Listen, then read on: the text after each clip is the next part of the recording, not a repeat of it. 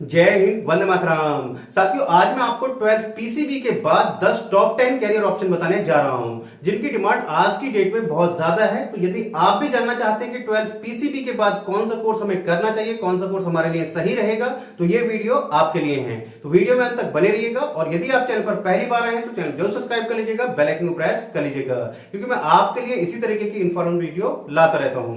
तो साथियों, बात करते हैं नंबर 10 पर जो मैंने कोर्स रखा है वो रखा है बीडीएस। जी हाँ साथियों, यदि आपको डेंटल की फील्ड में कैरियर बनाना है, यदि आपको दांतों का डॉक्टर बनना है, तो आप क्या कर सकते हैं, बीडीएस कर सकते हैं। यदि फुल फॉर्म की बात करें तो बैचलर ऑफ डेंटल सर्जरी आप ये कोर्स की फुल फॉर्म है। यदि एलिजिबिलिटी क्राइटेरिया की बात करें तो साथियों, आपने अपना 12th कंप्लीट किया हुआ हो, किससे, पीसीबी से। साथ के साथ अब नीट का एग्जाम क्या कर दिया है, कंपलसरी कर दिया है। यदि आपको बीडीएस में एडमिशन लेना है तो उसके लिए आपको नीट का एग्जाम क्वालिफाई करना होगा। इसके साथ साथ यदि कोर्स ड्यूरेशन की बात करें साथियों, तो कोर्स ड्यूरेशन होती है इसकी 4+1 ईयर, यानी कि 5 ईयर का एक कोर्स होता है। 4 साल आपको पढ़ाई करनी होगी और 1 साल आपको इंटर्नशिप करनी होगी, जो कि आपकी कंपलसरी है। तो 5 साल का आपका ये बीडीएस का कोर्स है, जो कि आज की डेट में काफी अच्छा कोर्स है। आप बीडीएस का कोर्स कर सकते हैं। इससे आगे बात करें साथियों, नंबर 9 पर जो मैंने रखा है वो रखा है नर्सिंग। यदि आपको नर्सिंग की फील्ड में जाना है, यदि आपको मरीजों की देखभाल करनी है, डॉक्टरों की हेल्प करनी है, तो आप बीएससी नर्सिंग आप कर सकते हैं। यदि आपको डिप्लोमा कोर्स करना है तो इसमें डिप्लोमा भी कर सकते हैं। एएनएम और जीएनएम आपके डिप्लोमा कोर्स हैं। और यदि आपको डिग्री कोर्स करना है तो आप क्या कर सकते हैं, बीएससी नर्सिंग कर सकते हैं।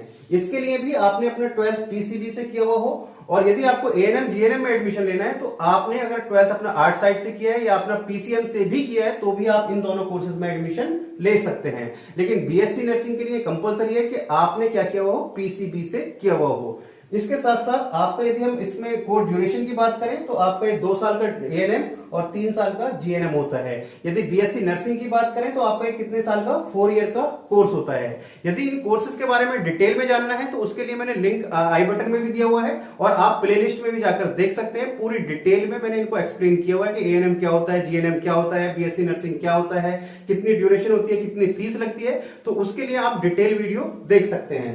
इससे आगे बात करें साथियों, जो आपने 8 नंबर पर रखा है वो है आपका बीएएमएस। काफी अच्छा कोर्स है, आज की डेट में काफी डिमांड भी है।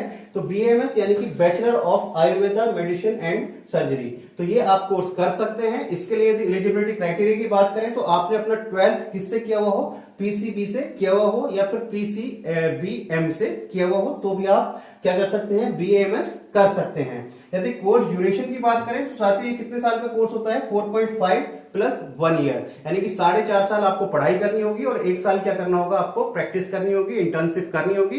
तो आपका ये कितने साल का, 5.5 साल का कोर्स होता है बीएएमएस। इससे आगे बात करें साथियों, नेक्स्ट कोर्स है बीएचएमएस। ये क्या है भाई, आपका bachelor of homeopathic medicine and surgery.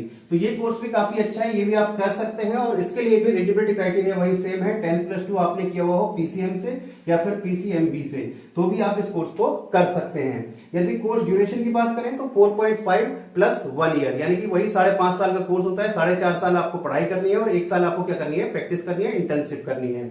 इससे आगे बात करें साथियों, 6 नंबर पर जो आपका कोर्स है वो है आपका बीयूएमएस, यानी कि बैचलर इन यूनानी मेडिसिन एंड सर्जरी। तो ये कोर्स भी आप कर सकते हैं। कोर्स ड्यूरेशन वही सेम है, 4.5+1 ईयर, और एलिजिबिलिटी क्राइटेरिया भी आपका वही सेम है। काफी अच्छा कोर्स है। इससे आगे बात करें साथियों नंबर 5 पर, तो काफी डिमांड में है कोर्स और इसके लिए फीस भी बहुत कम लगती है। तो आप क्या कर सकते हैं, बीएससी माइक्रोबायोलॉजी कोर्स कर सकते हैं। काफी अच्छा कोर्स है। यदि एलिजिबिलिटी क्राइटेरिया की बात करें तो आपने अपना 12th किया हुआ हो, पीसीएम से किया हुआ हो, पीसीबीएम से किया हुआ हो, एग्रीकल्चर से किया हुआ हो या फिर आपने कंप्यूटर साइंस से किया है, तो भी आप बीएससी माइक्रोबायोलॉजी कर सकते हैं। कोर्स ड्यूरेशन की बात करें साथियों तो आपका एक 3 साल का प्रोफेशनल डिग्री कोर्स है, यानी कि ड्यूरेशन कितनी है इसकी, 3 ईयर। 3 साल का आपका प्रोफेशनल डिग्री कोर्स है जो कि मेडिकल की फील्ड में कराया जाता है। जब से कोविड आया है तब से इस कोर्स की डिमांड बहुत ज्यादा बढ़ गई है। तो बीएससी माइक्रोबायोलॉजी काफी अच्छा कोर्स है। पूरी डिटेल वीडियो आपको देखनी है तो मैंने आई बटन में इसका लिंक दिया हुआ है और साथ के साथ डिस्क्रिप्शन बॉक्स में प्लेलिस्ट में भी जाकर आप देख सकते हैं। इससे आगे बात करें साथियों 4th नंबर पर, तो 4th नंबर पर है आपका बीएससी बायोटेक्नोलॉजी। यदि आपको थोड़ा सा कंप्यूटर में इंटरेस्ट है और टेक्नोलॉजी के द्वारा मेडिकल साइंस को जानना है तो आप क्या कर सकते हैं, बीएससी बायोटेक्नोलॉजी कर सकते हैं। काफी अच्छा कोर्स है। एलिजिबिलिटी क्राइटेरिया की बात करें तो आपने अपना 12th किया हुआ हो, पीसीएम से किया हुआ हो, पीसीबी से किया हुआ हो, एग्रीकल्चर से किया हुआ हो या फिर कंप्यूटर साइंस से, तो भी आप बीएससी बायोटेक्नोलॉजी कर सकते हैं। यदि कोर्स ड्यूरेशन की बात करें तो ये भी आपका 3 साल का कोर्स होता है, जिसमें आपको मेडिकल साइंस के बारे में कंप्यूटर नॉलेज के द्वारा पढ़ाया जाता है। इससे आगे बात करें साथियों, 3rd नंबर पर है आप फार्मेसी की तरफ जा सकते हैं। यदि आपका फार्मेसी में इंटरेस्ट है, मेडिसिन कैसे बनती है और आपको मेडिकल शॉप पे वर्क काम करना है, अपने शॉप खोलना है, तो आप क्या कर सकते हैं, फार्मेसी में जा सकते हैं। डी फार्मा आप कर सकते हैं, बी फार्मा कर सकते हैं। ये आपका डिप्लोमा कोर्स है जिसकी ड्यूरेशन होती है 2 ईयर। और यदि हम बी फार्मा की बात करें तो आपका ये 4 साल का कोर्स है। एलिजिबिलिटी क्राइटेरिया है आपने 10th+2 किया हुआ हो, या तो आपने पीसीबी से किया हुआ हो, या फिर पीसीएमबी से किया हो, या फिर आपने पीसीएम से किया है, तो भी आप बी फार्मा या डी फार्मा कर सकते हैं। कोर्स ड्यूरेशन ये 2 ईयर का डिप्लोमा कोर्स है और 4 ईयर में आपका बी फार्मा कोर्स है। तो ये आप कोर्सेज कर सकते हैं। डी फार्मा के बाद में आप अपना मेडिकल शॉप खोल सकते हैं, लाइसेंस के लिए आप अप्लाई कर सकते हैं। इससे आगे बात करें साथियों, जो अगर 2nd नंबर पर, तो वो क्या है आपका बीपीटी है, यानी कि bachelor of physiotherapy.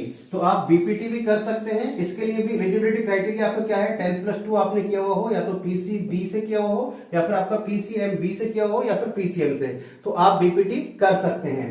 Course duration की यदि हम बात करें तो ये आपका कितना 4.5 ईयर का कोर्स है, तो इसको आप कर सकते हैं। नंबर 1 पर यदि बात करें तो नंबर 1 पर क्या है आपका एमबीबीएस है।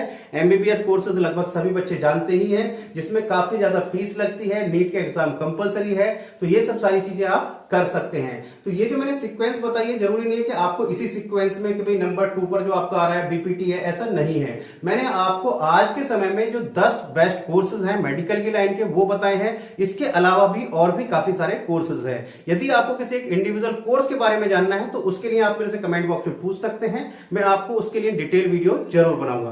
तो साथियों, यदि आपको वीडियो इंफॉर्मेटिव लगी हो तो वीडियो को जरूर लाइक कीजिएगा और चैनल पर पहली बार आए तो चैनल को सब्सक्राइब कर लीजिएगा, जिससे कि आपको इसी तरीके की इंफॉर्मेटिव वीडियो मिलती रहे। तो चलिए साथियों, मिलते हैं आपसे नेक्स्ट वीडियो में कुछ नई अपडेट के साथ। तब तक के लिए जय हिंद, जय भारत।